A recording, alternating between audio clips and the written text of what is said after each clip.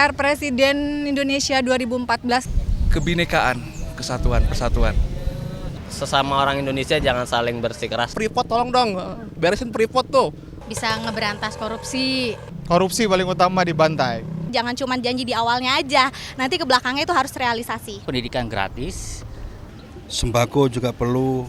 biaya rumah sakit gratis sama pendidikan. Kesejahteraan rakyat, karena dalam konstitusi negara Indonesia yang tercantum dalam Undang-Undang Dasar 1945 dan Pancasila, ya kesejahteraan rakyat yang utama. Tegakin keadilan, itu aja. Saya mencoba untuk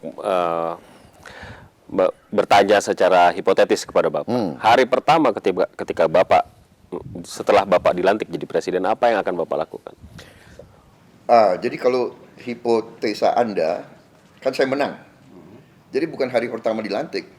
Begitu saya tahu saya menang, saya sudah akan kerja. Jadi katakanlah tanggal berapa saya tahu saya menang.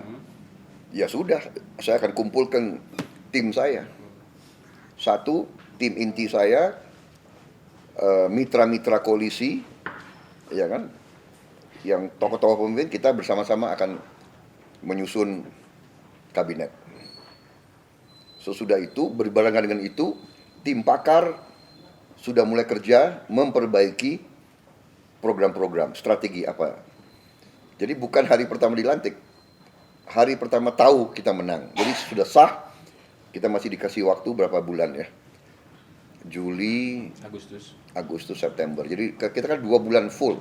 60 hari kita sudah mulai kerja. Sehingga nanti mana yang akan Bapak prioritaskan? Sektor mana yang akan Bapak prioritaskan?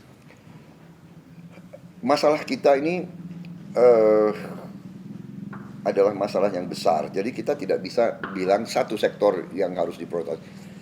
Pertama ya, yang saya harus dengan tim, kita harus evaluasi bagaimana caranya kita menghemat uang. Menghemat uang. Jadi di situ tantangan yang besar kita, bagaimana hal-hal yang tidak terlalu penting harus kita berani kita hemat. Untuk pertama. Kedua, kita harus tingkatkan penerimaan negara. Ya kan? Keempat, kita harus tutup peluang-peluang kekayaan, potensi-potensi kekayaan yang hilang. Ini kan yang jadi polemik sekarang. Ya kan? Dalam hal ini semuanya itu baru kita terapkan strategi kita. Yang kita ingin Indonesia menjadi negara produktif. Tetapi yang paling utama kita harus selamatkan atau kita harus amankan adalah kita harus amankan pangan kita. Kita harus swasembada pangan. Kita tidak boleh import pangan dan kita harus kurangi import bahan bakar dari luar. Ini dua yang sangat penting. Ekonomi kita, selama kita import pangan dan bahan bakar, ekonomi kita tidak kuat dan tidak mandiri. Jadi itu strategi besar saya. Kontrak karya baru kemudian belakangan. Apa itu? Kontrak karya dengan asing dan lain sebagainya. Itu saya kira itu tidak terlalu fundamental. Itu ternyata Pak Alvito ya, kalau kita hitung-hitung, kekayaan kita begitu besar dan kebocoran-kebocoran itu kalau kita tutup, kita bisa dapat uang yang sangat besar sehingga kontrak-kontrak itu nanti secara alamiah aja kita hadapi gitu loh. Kenapa saya bertanya soal ini? Karena banyak orang yang berpikir bahwa ketika Bapak menjadi presiden, kemudian hal pertama yang dilakukan adalah itu. Apa itu? Ya, memperbarui kontrak karya dan lain sebagainya, karena ada kekhawatiran dari pihak asing Bapak akan menjadi presiden yang tidak friendly dengan mereka dan lain sebagainya. Saya kira itu sengaja dihembusi oleh orang-orang yang Agen lagi. Iya. Jadi kan saya berkali-kali saya bilang di mana-mana, saya akan mempertahankan kepentingan nasional Indonesia.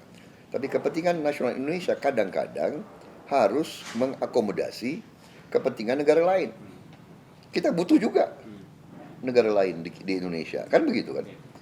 Dan saya katakan bahwa ini urusannya urusan kita. Ya dalam arti kebocoran anggaran itu kan di kita. Penggelembungan proyek, markup itu kan di kita. Kan begitu kan? Proyek-proyek yang gagal, jembatan nggak ada gempa jatuh sendiri, itu kan urusan kita, bukan urusan asing. Jadi ini bukan saya anti asing, tidak. Saya mengatakan, saudara-saudara, persaingan di dunia ini keras. Kalau kita nggak beres, kita akan kalah. Kan begitu. Jadi bukan soal kontrak-kontrak kita akan hormati. Kita nggak mungkin tidak hormati kontrak. Iya. Iya kan? Saya Kalau kontrak yang tidak adil, boleh dong kita renegosiasi. Kenapa tidak boleh? Boleh. Antara perusahaan sama perusahaan minta renegosiasi boleh. Kan begitu. saya menggunakan istilah mitos barangkali. Saya tidak tahu mungkin ada istilah yang tepat untuk itu. Mitos yang mengatakan bahwa seorang presiden Indonesia terpilih yang akan menjadi presiden secara legitimate harus mendapat dukungan proper dari kekuatan-kekuatan asing. Bapak percaya dengan itu? Ya kalau begitu untuk apa kita merdeka, Pak? Ya udah kita minta aja negara asing tentukan. Daripada capek-capek kau kirim aja deh presidennya dari kamu. Iya kan? Di rental. Iya kan? Atau kau umumkan aja deh petunjuk, boleh kan? Saya tidak percaya itu. Saya tidak percaya itu. Ya kan? Banyak negara ternyata memilih pemimpin-pemimpin mungkin yang tidak disukai oleh kekuatan-kekuatan tertentu. Itu tergantung rakyatnya sendiri. Ya kan? Jadi saya lihat banyak contoh orang-orang yang tidak disukai negara-negara tertentu dipilih oleh rakyat, ya kan? Baru saja India memilih siapa itu? Modi dan sebagainya. Ya. Jadi saya kok tidak begitu ya. Saya pikir itu hanya mitos. Iya, hanya mitos. Kembali ke rakyat saya kira.